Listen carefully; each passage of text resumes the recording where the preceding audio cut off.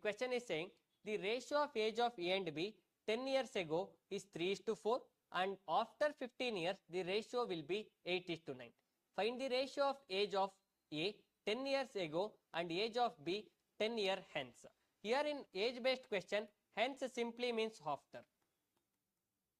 That is, they are asking the ratio of A's age 10 years ago and ratio of B's age after 10 years. After 10 years means it should always be from present 10 years after.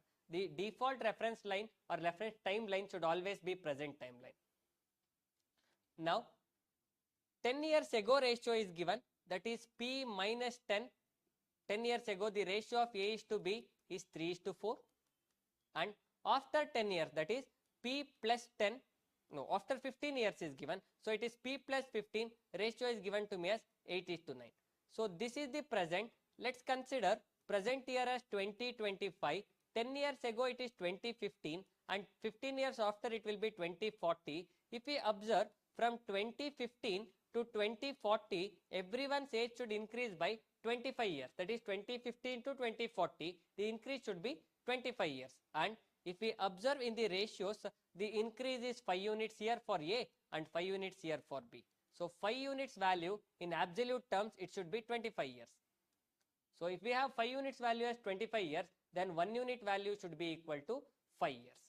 Now I will apply that here 3:4. So A and B, A is having 3 units of age, so 3 5s are 15 and B is having 4 units of age, which is 20 years. But as we observe here, this 3:4 is the 10 years ago ratio. So this is A's age 10 years ago and this is B's age 10 years ago. But question is asking for A's age 10 years ago and B's age 10 years later. So let me first consider what is the present age of A. If 10 years ago B's age is 20, then now presently he will be plus 10, which is 30 years.